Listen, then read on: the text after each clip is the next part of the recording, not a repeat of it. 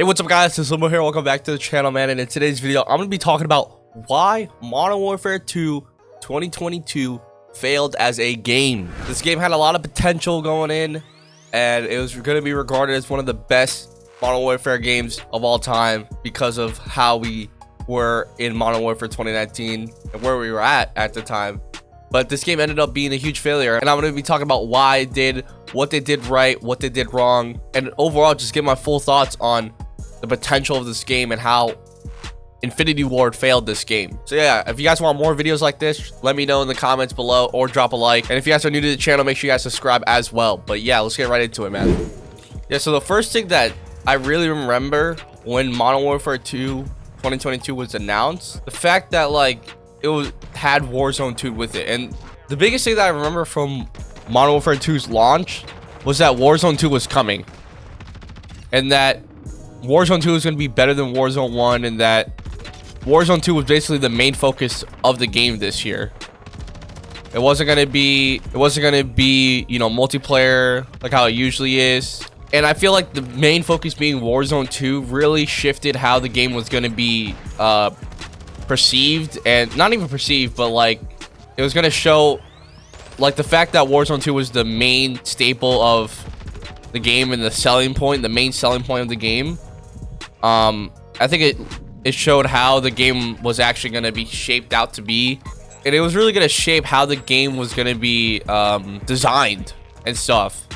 And it was clear that they wanted a more balanced and more casual friendly Warzone, so that entailed for multiplayer a more casual approach. Yeah, the approach that they were going to take was going to be a lot different from when it was for Modern Warfare 2019. And so I think that approach, that main approach that they had with Warzone 2 being the new Warzone, and it being more casual friendly and more tendered for the casuals, or more tethered for the casuals, that was its like biggest reason why it probably like started off to fail. But the approach that they had was so different is what kind of killed the game off.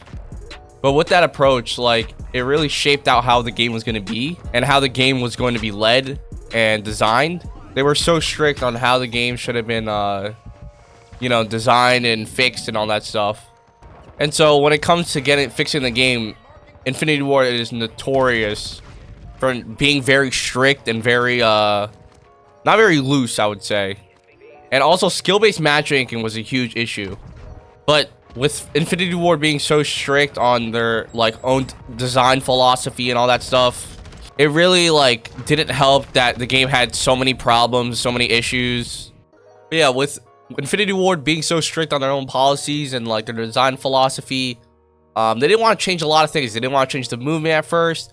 They didn't want to change how some of the guns worked, how the maps were designed, all that stuff. So you mix that all together with how strict they are and how stubborn they are with everything, honestly.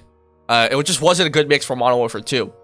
And then you go back to actually multiplayer and all that stuff, and multiplayer was in a good spot this year. It could have definitely been better if we had better maps and all that stuff.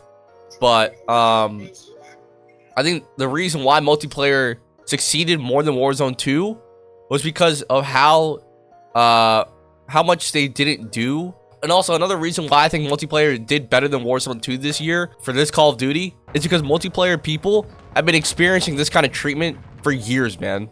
Like, we multiplayer players are tailored to, you know, changes not happening and all that stuff, and like dealing with stubborn developers and then making bad decisions and a whole bunch of other things.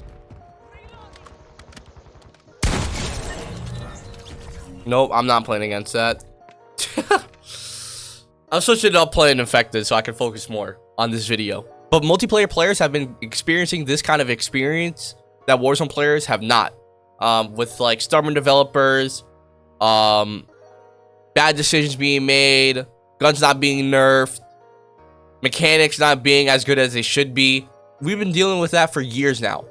And with Warzone 2 players, they haven't. So they don't have that experience. They don't have that discipline at all. So that's why a lot of people complained, went back to Warzone 1, all that stuff. When movement wasn't right, the guns weren't hitting, the map wasn't that good, all that stuff. And there was no changes being made because how stubborn Infinity Ward are with their design philosophy. So that's one of the biggest things that made Modern Warfare 2 and Warzone 2 not good this year.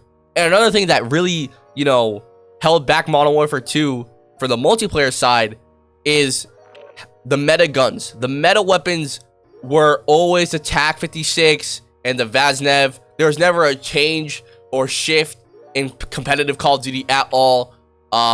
We would have guns come and go, like the Tempest Razorback or the FR Advancer or the ISO 45, but those wouldn't be able to replace the TAC 56, the Vaznev, and all that stuff. And maybe that's because it makes sense to keep free to use weapons than have to make people pay for weapons and all that stuff, which I totally understand. I prefer that, but at least shift the meta some points, man, because it's boring to use the same gun over and over and over again. I wish Infinity Ward changed the meta up like Fortnite, where they added new guns that, you know, people can unlock instantly and not have to buy the battle pass. But they gotta make their money some way, so that's understandable. But yeah, like using the same weapon all the time and using the most meta weapon, like the same meta weapon, became unfun, honestly. And moving on to Warzone 2 and its problems. The problem that it had was that it's such, you know, slow pace because of the movement. Warzone is supposed to be a battle royale where it's fast paced, where, you know, you're trying to get into fights and not just camp it out.